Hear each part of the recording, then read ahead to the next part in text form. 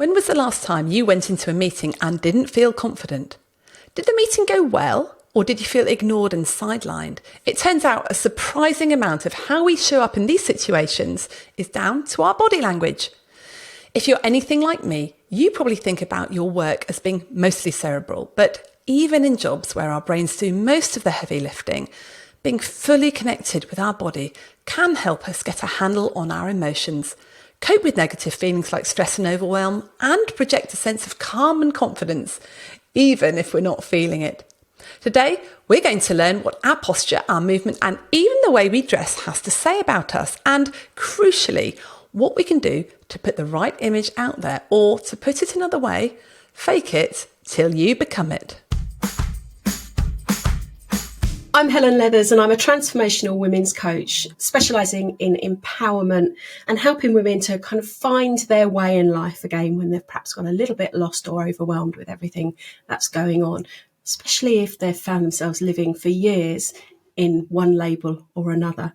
And I'm also a coach trainer. Wonderful to have you on the podcast, Helen. Thank you so much for being with us. Now, I first encountered Helen at the Your Coaching Journey conference, wasn't it, with your partner Tom and you, because you guys run coaching courses for doctors, and it's really nice to have a real expert coach. We have a lot of coaches on this podcast, but you're like the coach's coach or the teacher of the coaches. So it's really great that you've got these things to pull on. But at the conference, you did a session which really fascinated me. It was all about using your body to access your emotions or know what you're thinking. And we had quite a lot of fun at the conference doing various things.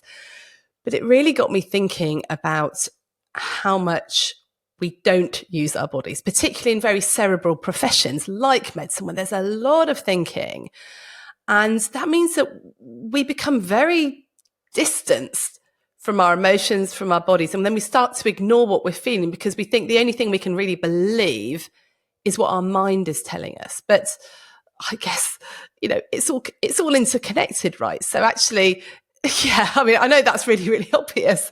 But yeah, just start off by telling me, what do you work with a lot of doctors, particularly doctors who are learning to coach. Is that quite a common theme that actually most of us are pretty cut off from our bodies and emotions, or is it just some of us? I think it's quite a common theme globally. I don't think it's a common theme necessarily just in the medical profession.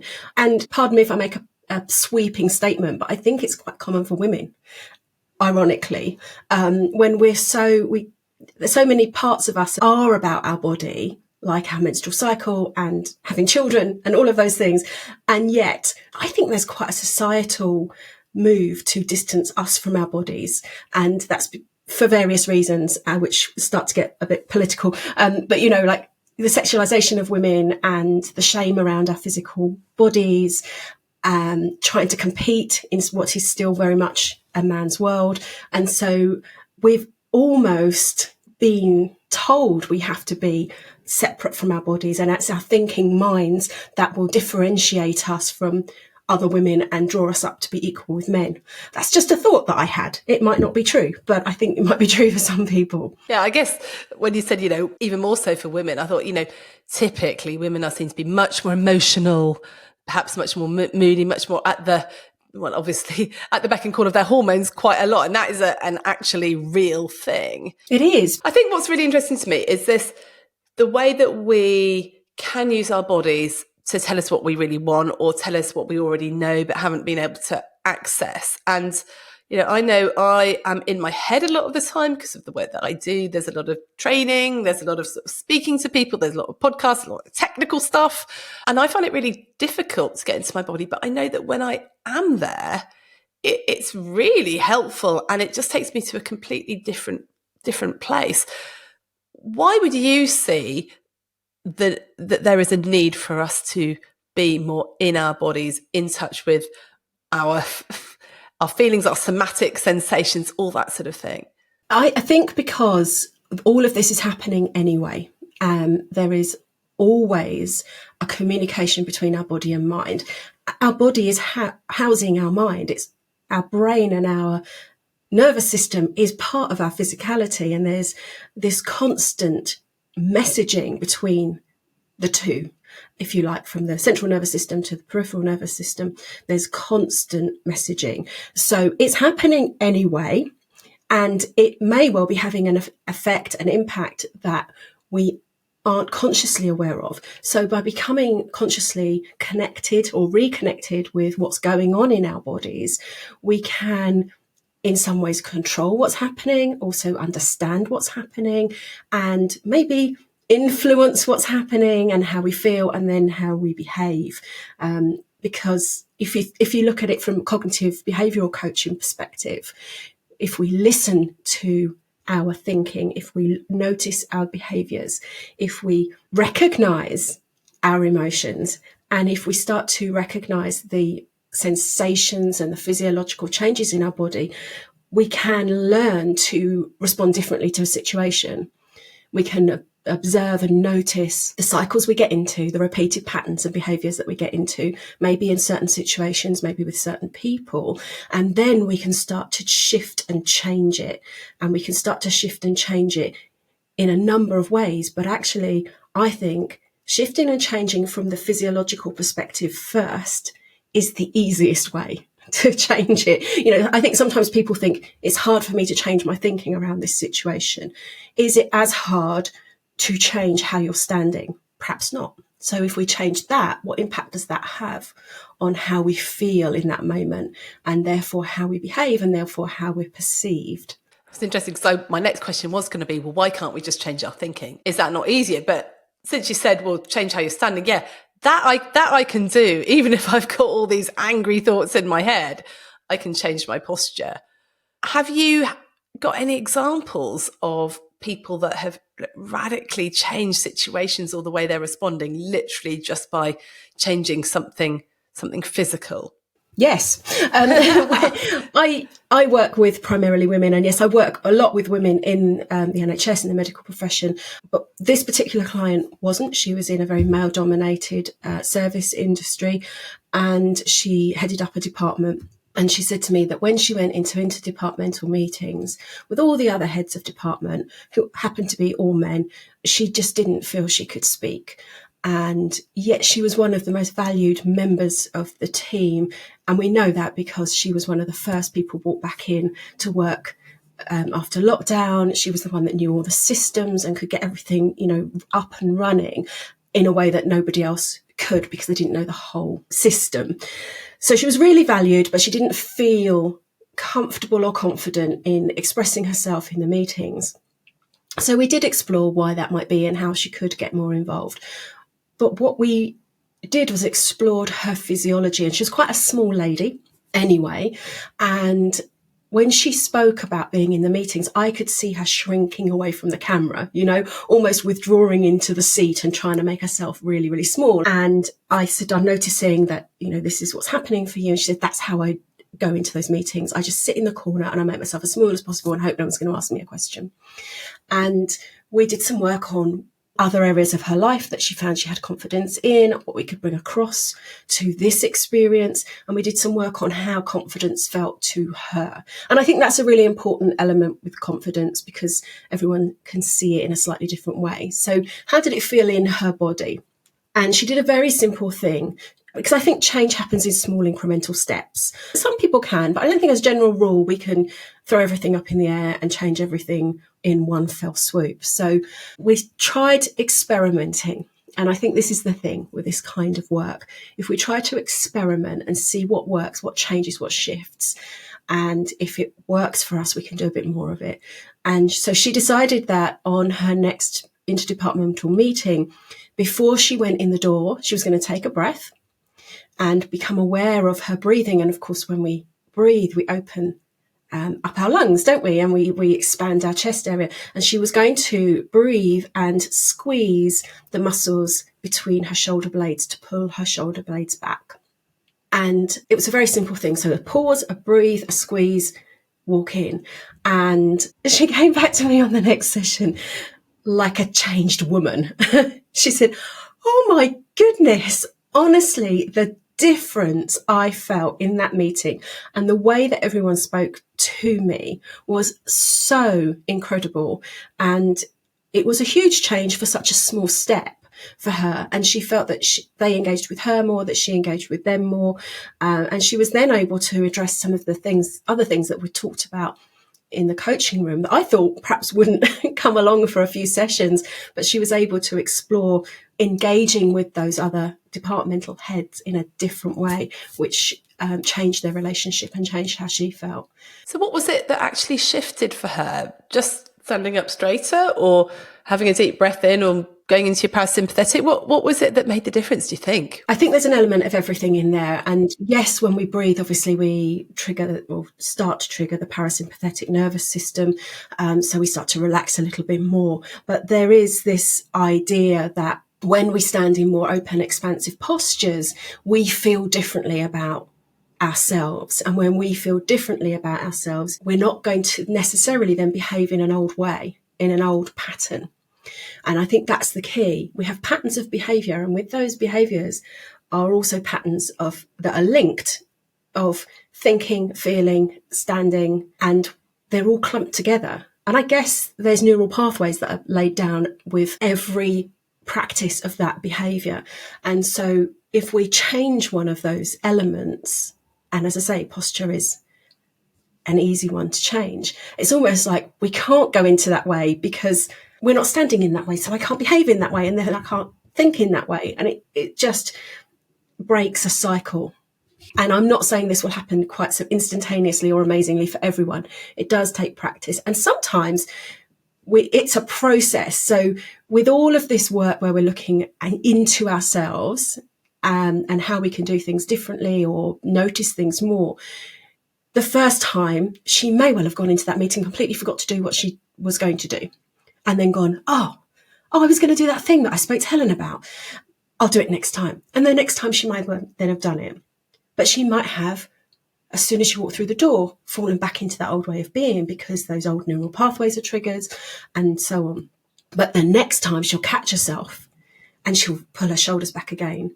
And the next time it might last a bit longer. So I think for a lot of people, having that idea that it's going to be a progressive change, like some people talk about smashing limiting beliefs, and I'm a great believer that we dissolve them slowly over time with new ways of being. And it's the same with this kind of work. If we want to change our behaviours and adopt a new way of being, it can take time and we can have little slip-ups. But there's definitely quite a lot of really interesting research about having a more open posture and how that certainly for ourselves makes us feel differently about ourselves and our capabilities. So having a bit of a more open posture, breathing, standing up straighter. I mean, you can just imagine standing up straighter just makes you feel bigger, more powerful anyway. Are there any other, I was about to say bodily functions, but, like ways of standing or ways of being, ways of moving that can really affect our state, our mood, our confidence? I think tied in with that openness, certainly in the upper body, if we find that we are fidgeting a lot, what's really interesting is that other people perceive us as nervous and lacking confidence, and then they treat us as though we're nervous and lack confidence. And of course, if we're trying to get over that as a bit of an issue, we just fall back into that cycle. I'm being treated in that way, so I'm going to behave in that way. So a stillness is definitely a helpful element of how we are. And I think also that idea of, and this comes into play in the coaching room, of listening, of deeply listening to people, and not simply listening to then find a gap to get across our point of view, but listening to understand the other people. That gives them a very different impression of someone than if they were jumping in with their opinion or arguing their point or simply talking over them. So I think it's not quite embodiment, but it's an element of that, to stand and listen. And interestingly, and a slight aside, I remember watching, I think a TED talk about someone talking about how salespeople are often taught how to stand, how to hold their body, how to hold their head in a way that helps them to be perceived as though they're listening to someone. And she said, I'm going to be really radical here. Why don't you just listen? Just actually listen, right? Just listen. People will then know that you are listening to them and they are being heard. So I think that's another part of it as well. There is something about moving and just being in that different identity. I was listening to a podcast on my way back from yoga this morning, actually, because I know you've just been taking your yoga teacher exams, but I was driving along and there's a guy talking about sort of isolation of identities and how it's a lot easier, if you wanted a mission statement for your whole life, that's quite difficult. But if you asked for a mission statement as a mother or as a father, well, that's much, much easier. So you sort of have this identity in this particular role. And if there's a way that you can act in your body in a particular identity. So I was watching couples therapy last night on Netflix, which is fascinating. But you notice that the therapist sits down and she's always in like a particular mode or way of listening. And you think, actually, if you can move your body, and I guess doctors probably do that naturally anyway. You're a GP. This is where I sit in my consulting chair, and hopefully I turn away from my computer and I'm focusing on the patient. That means I am listening, and we don't often think about that in other areas of our lives where we want to sort of embody a slightly different identity or even change the identity from that, like you said, that underconfident one or that one that reacts a little bit too quickly, or the one that's not taken seriously, or someone who gets very stressed very, very, very, very quickly. And I think that is just a quick hack that's really going to help you, right? Absolutely. Knowing the postures and the moves that you associate with being that particular type of person. And I think this is the thing about body language that I love is, if you're aiming to be different, how would that feel in your body? If you're aiming to be more confident or to be more successful or to be heard or to be anything, how do other people stand? How would that feel in my body? And how can I adopt that so I can start to become that? And Amy Cuddy's TED talk on power posing, she talks about this. Instead of fake it till you make it, she says fake it till you become it. And I think that's the key. So going back to that idea of, though, all of those messages going to and from our brain, from our body, if we're sending messages all the time, let's hack that. Let's stand in a way that says to my brain, I am this way, and you will become it. You will embody it, which is what embodiment is all about. One of the challenges I think with having gone online is that we don't dress for the occasion. And I'm not saying we need to dress up all the time. That has been a freedom as well. I mean, I know women that have thrown all their heels away, because why would you wear heels now and crucify your feet when you can wear trainers and it's so much more acceptable? And I think that's lovely. However, if we are trying to conduct a telephone interview and we're sitting there in our pajamas, that's going to feel different in our body. It's going to be a trigger or a reminder that we're actually in slobby, stay at home, sit in front of the TV and watch Netflix mode, not I'm conducting a professional interview. That's interesting. So I'm sat here in my fleece, having come from my yoga thing. But it's interesting and this is like you said, this is a podcast interview, so it's on YouTube and audio. But yeah, if I was doing a webinar, I would be in really smart clothes. Interestingly, the same thing, right? And actually, more people are going to listen or watch this podcast than will be listening to that next webinar that I do.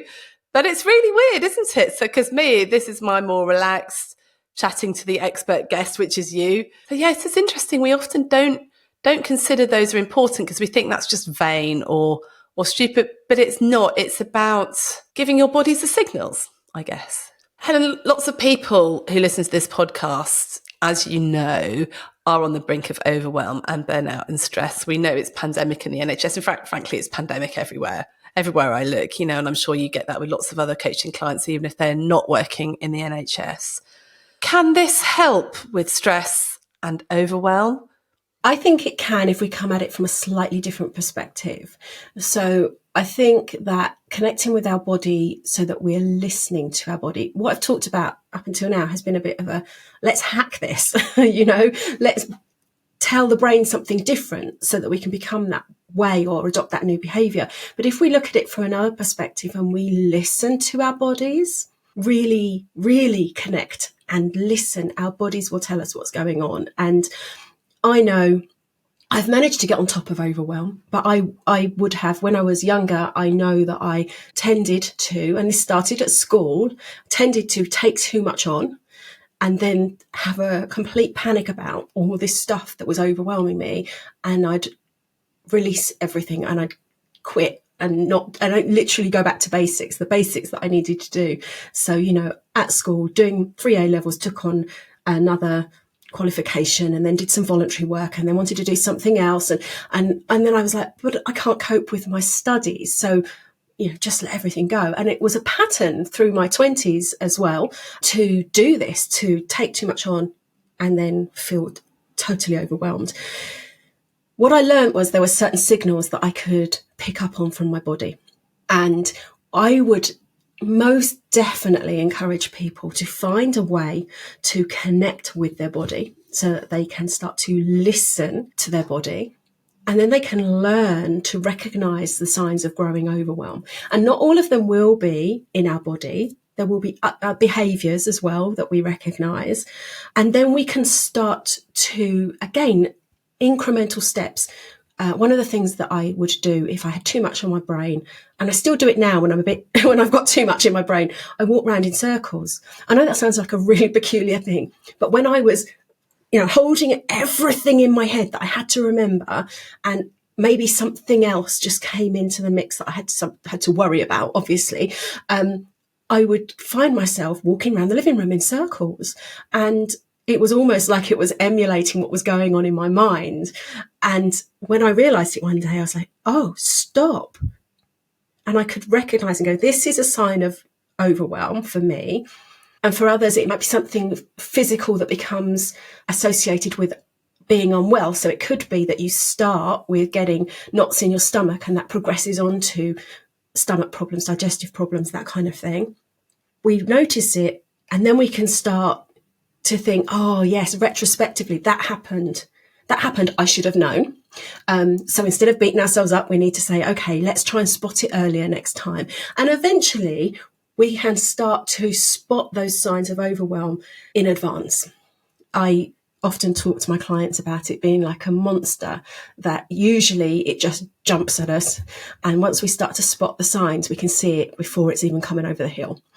And we can go, okay, I'm about to become overwhelmed. I'm on the edge here. Let's dial it back. And so I think that that's something that's really, really important. I think it's really important in illness as well, learning to listen to our bodies. I've had times where personally I've been to the doctors and said there's something wrong. And they're like, how do you know? And I don't know, but there's something wrong.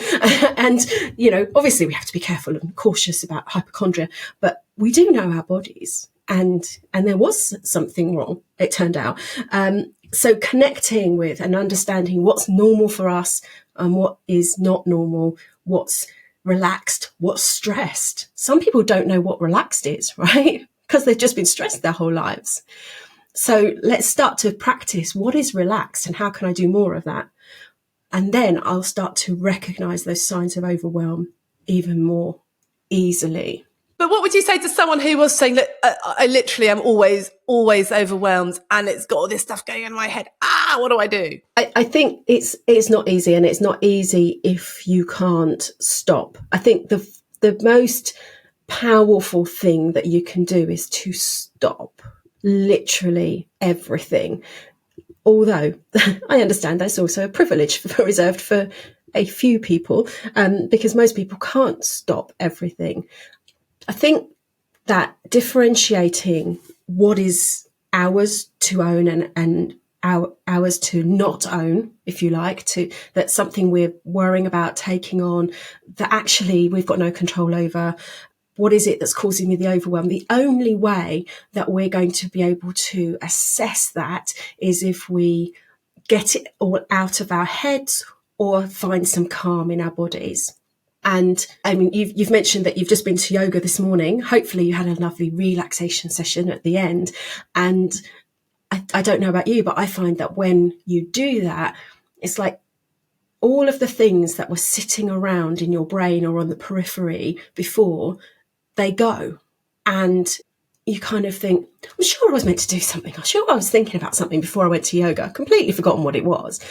And that allows us participating in something like that allows us to release our worries. It's almost like if we keep worrying about it, we keep attachment to the things that are causing us worry. And it's like, I suppose it's like a whole load of dogs and you're holding all of the leads at the same time.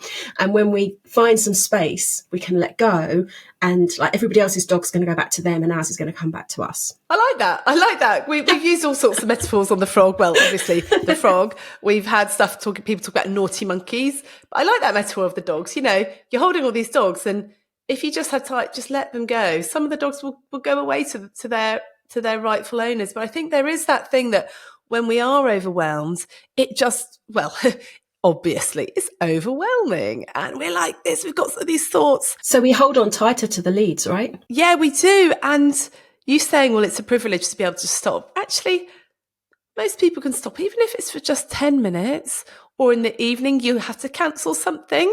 You know, not many of us are having to work 7 days. We always have time to stop, but we fill our lives with other things, other obligations that we think we have to do. So the shoulds and the haves are mostly in our brain. So even if you've got a very, very full on job, there will be some time off somewhere, but it's what we then choose to do. But you choose to stop, you stand much better a chance of finding a path through if you firstly concentrate on relaxing your body. Absolutely. I think that if I'm a big fan of journaling as well, as a way to get everything out of your head. Obviously, it's a bit like coaching. So again, I often think when we think about stuff, I think of it like a bit of a ball that bounces around the inside of our skull, and it seems to gain momentum with each hit on the edge of the skull. And then when we talk about it, we go, oh, it's a much smaller ball than I thought. You know, it had grown in size and momentum inside my head. And so when we talk about it in coaching, in therapy, with our friends, it becomes less. And it's the same with writing about it. I think journaling about it is a great idea. And then, you know, that stilling the mind, stilling the body. And like I say, if we can do that, and then if we can start to make that a habit, we can start to understand perhaps what relaxation feels like. And I think once you find what relaxation feels like, then you notice the stress more. And then you think, oh, that's the stress thing again. I want to go back to a relaxed body. And so it's understanding the difference so that we can spot those feelings as that tension creeps in again. So I've had coaching in the past, and you've already mentioned this phrase before in this conversation, where the coach has asked me, so where do you feel that in your body?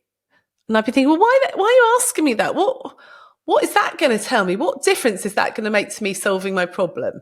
What difference does it make to us solving problems if we can locate it in our body? What's all that about?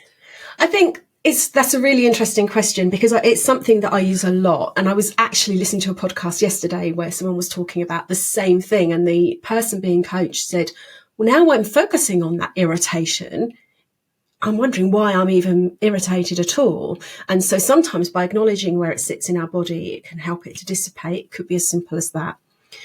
Also, I think what it does is it gives us a bit of a tool, a bit of leverage. So if we can tap into where something, perhaps let's call it negative, for want of a better word, sits in our body and what it feels like and what it looks like, we can start to change our association with it. So one of my favourite things is to, let's compare stress and relaxation. So where does stress sit in your body? What does it look like? And I would go further and say, what colour is it? Is there movement to it? Does it vibrate or is it still? Is it big or is it small? Has it got a shape? So I would explore it in quite a lot of detail. Has it got a sound even? Has it got a smell? And then I would get someone to physically stand up. We do a lot of standing up out of the seat when I do coaching, and shake off that feeling of stress and then come back and think of a time when they were totally relaxed. And how does that feel in their body? And then we've got two very stark comparisons. When someone feels those feelings of stress and they go to that place where it sits in their body, they can find a way of moving through visualization, moving those elements of the stress feeling towards what they would rather feel, which is the relaxed feeling. So one of the a great example would be with a client of mine who, whenever something specific happened, she felt this tension in her stomach, and she described it as though it was like a big chain, like you get on boats with anchors. So a big chain, and it was all coiled up, and it was tight, and it was heavy, and it was constricted, and it was sitting in her lower abdomen. And then we talked about what she would prefer to feel like. And she said, well, it's freedom, it's butterflies, it's floating on the air. And so she created a way of imagining the chains uncurling, unlinking, and turning into little butterflies and floating away. And again, doesn't work every time, doesn't work straight away, but just shifting that feeling consciously and deliberately into the preferred way of feeling can be quite liberating. Doesn't work for everyone, but it's perhaps worth a try. And I think that's the thing with all of these things, especially if someone's thinking, sounds a load of nonsense, Helen. Might be for you. Why don't you give it a go? Is it working not doing it? Is it worth trying to do it? And just see what comes up. It's interesting because you said we sort of come a full circle, back to that. Woman goes into meeting, just puts her shoulders back, squeezes her shoulder blades, and breathes. I remember, was it at the conference where you were doing the shake it off thing, the Taylor Swift? Did we all just get up and shake it off? Absolutely. I thought it was brilliant. Like 70 odd doctors dancing around and shaking it off to Taylor Swift. Brilliant. But you know what I have used? I mean, at the time, it was like, who doesn't like a bit of Taylor Swift, right? But it was quite fun. But actually, I've used that since with a slightly difficult situation I've been in with a person that kept triggering me, that I couldn't, that I had responsibility for, or whatever. And I would just start going, okay, I'm just going to shake it off. So when I'd had a conversation with that particular person, I'd just literally go off and shake it off. And actually, I think it was something my therapist talked about with, but it's just let's just shake it off. Let's just let it go. And it was amazing how that really, really helped. And I know we talked to somebody else Dr. Catherine Hickman on the podcast, one of our first podcasts, but she was talking about squeegee breath between patients, where you sort of take a big breath and in between patients, you just breathe out whatever is staying with you from the last patient. It's just an exhale to let that energy out, and then you're ready for the next one. So it's a little bit of a ritual using your body, and it is surprisingly effective, actually. It is, and it is really useful in terms of overwhelm, because one of the things about life, about people, is they will try and do everything all at once, and they will not only try and do everything all at once, but they'll try and shift between jobs quickly, multitasking and so on. We know we can't multitask easily at all. And what I find really interesting is people often get more done when they focus on one thing and shake it off in between, because we shift our energy. A lot of the energy that we use, and a lot of the reason we feel overwhelmed just on an ongoing daily basis, like, that residual overwhelm that just exists perpetually, is that we try to do this, then do this, then do this, then do this, then do this, then do this. And we never shift our intention fully. We never shift our energy fully. If you can imagine that you have got to have a team meeting with your lovely team and talk to them about how well they're doing, and then just before that, you take a really awkward phone call where someone's really annoyed you and wound you up. If you then walk into that nurturing team meeting, you're going to have a very different energy than you would have planned on having with them. So if we can get into the habit of focusing on one thing and then doing a really tiny bridging ritual between that and the next thing, and it could just be shaking it off. We don't have to listen to the whole track. It could just be standing and, waving our arms around for a little while. It shifts our energy. It shifts our intention. It shifts our focus to the next thing. But also, of course, what it does, as you, I'm sure, know, is when we get an adrenaline rush, we need to move our bodies. We need to move our bodies. Otherwise, we still retain that adrenaline, and then we've got cortisol, and we're in a heightened state of awareness and all of that. So adrenaline is designed for us to fight or run, and we need to do something with that energy before we move to the next thing. So a little mini bridging ritual between any jobs. I mean, mine is regularly getting up and making a cup of tea, but that's because I have Irish heritage. You drink a lot of tea in Ireland. So it's often something that I do. And I think that that's really an important element to manage overwhelm.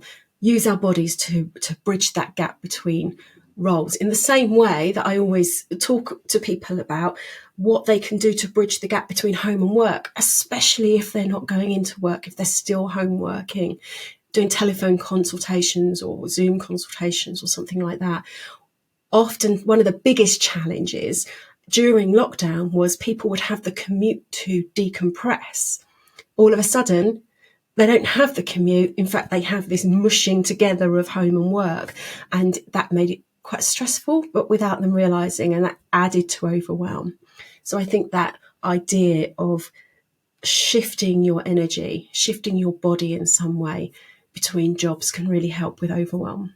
I love that. And I'm so glad you brought in that point about adrenaline, because stress is a really physical thing. If someone has pissed you off, you will get that adrenaline going round. And most of us think, well, a professional, we just carry on. We go into the we go to the next patient, we just go to the next meeting, blah, blah, blah. But you've got all that adrenaline in your body, not just in your brain, in your body, and it's affecting you. So being able to just move, or I don't know, kick a door, punch a wall, or even just make an aggressive cup of tea or something like that, gets it out. But we forget, and I think we do just forget. We think that our body is just there to carry our brain around, so that we can talk to people without realizing the effect. And this thing about, we talk about the third space all the time, this decompression zone between work and home, if you're sort of working from home or living at work or whatever, being able to do something to demark the end of the day. Often, actually, I'll go change clothes. That's quite helpful as well. Or go for a walk around the block, or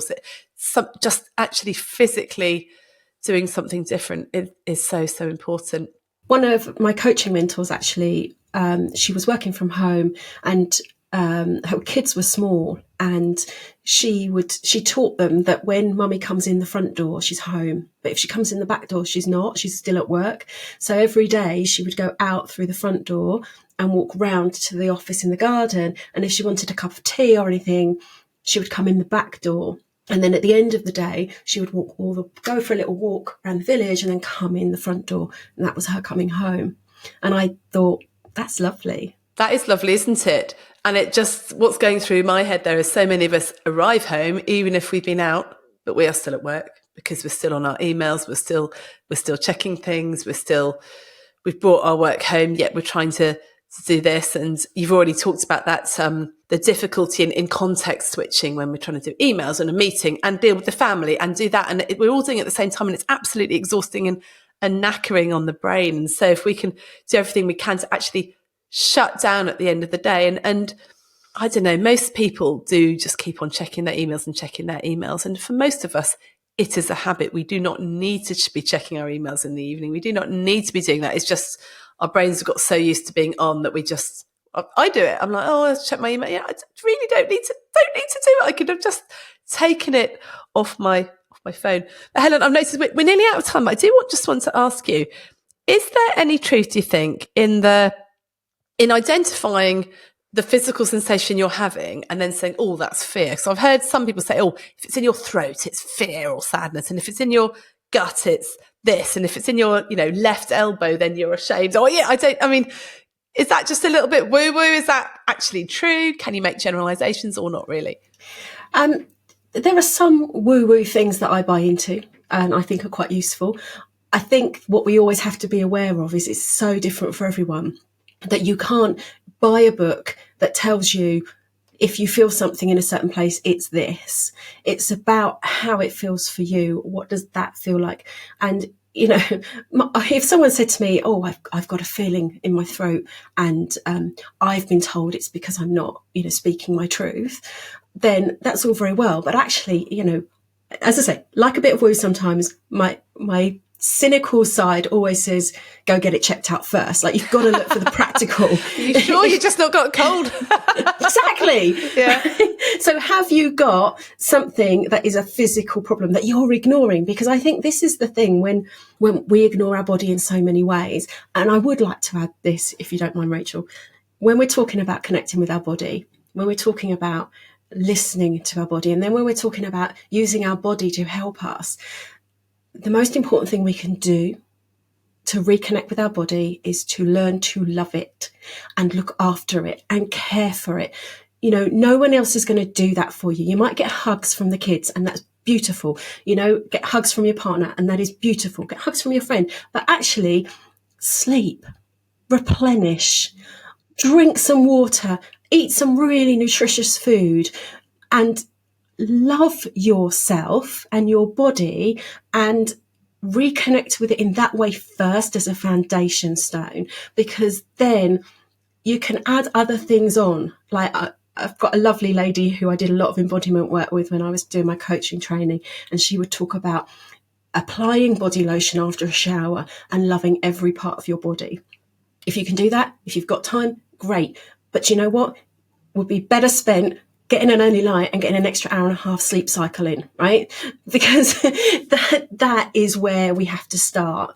And also those hacks to use your body to get through the next thing. Don't use that as an excuse not to rest.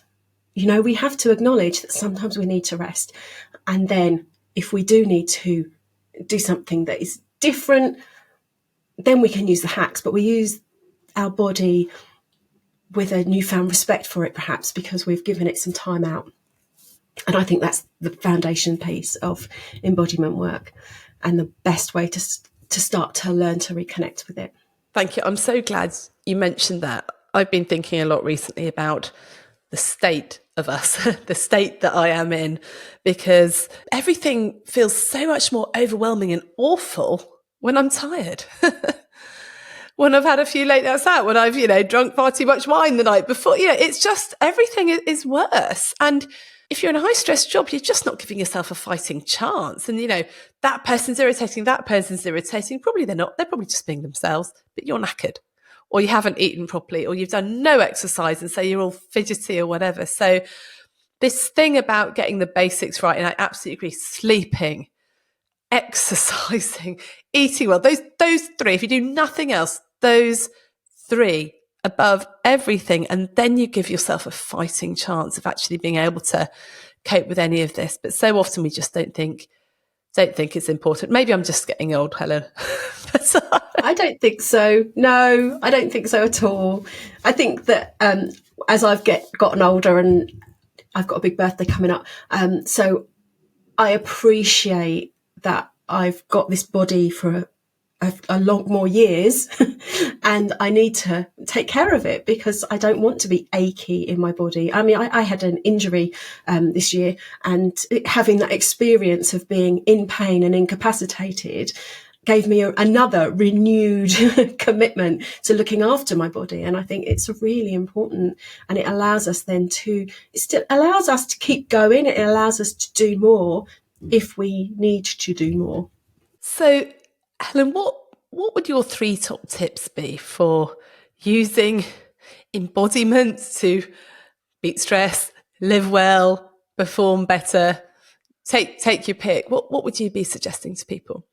I think if I could get one person to stop running around on adrenaline. Sometimes we think, oh, that person's amazing, they're running around like superwoman, they're getting everything done.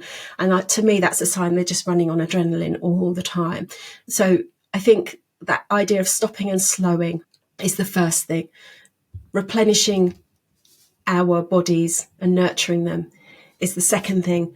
And the other thing, it goes back to that idea of adopting a more open pose and open posture, is to understand that we take up space in the world for a reason.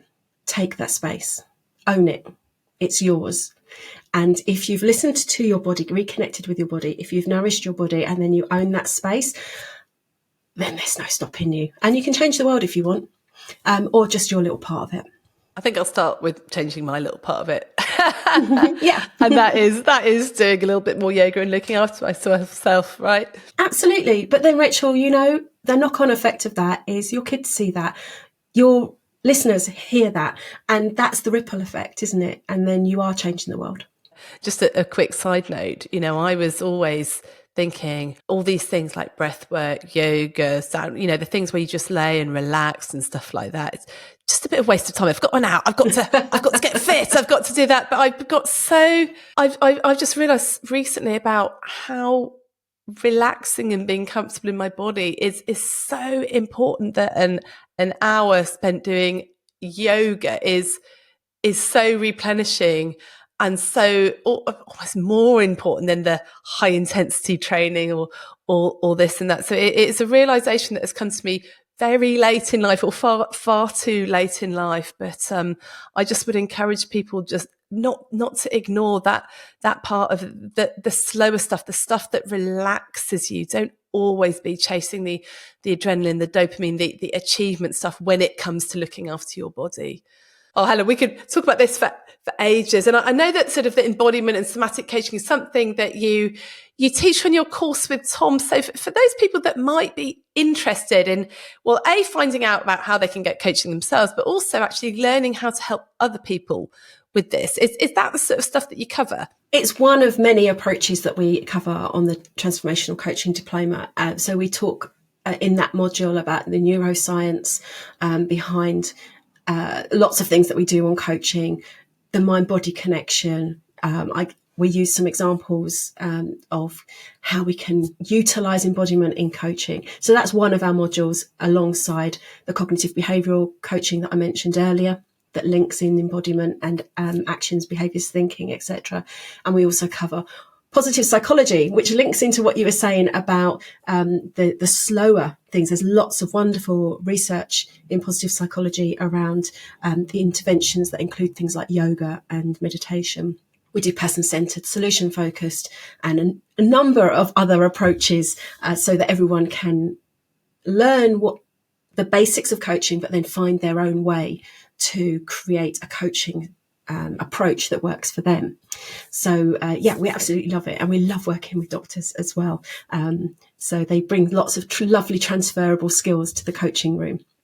That's great. So if you're a doctor and you're looking for a coaching course, then we'd thoroughly recommend your coaching journey coaching course. It's called the Transformational Diploma in Coaching. Is that right? It's called the Doctor's Transformational Coaching Diploma. Great. And so you can find all about that at our website, so you're not a frog.com/recommend. So it's on our Frog Recommends page, where we have details of the stuff we recommend, and you can get an exclusive discount if you use the code FROGSPAWN, all capital letters. So Helen, if people wanted to get hold of you, how can they? Well, you can find out more about your course by going there. If they wanted to email, presumably you're on the usual social channels and et cetera, et cetera. I am on LinkedIn and Instagram, so that people can get in touch with me. Feel free to connect with me on there and drop me a message if you want to know any more. That's perfect. And we'll put all those links in the show notes there. So Helen, thank you so much for coming on today. You're very welcome. I've enjoyed it.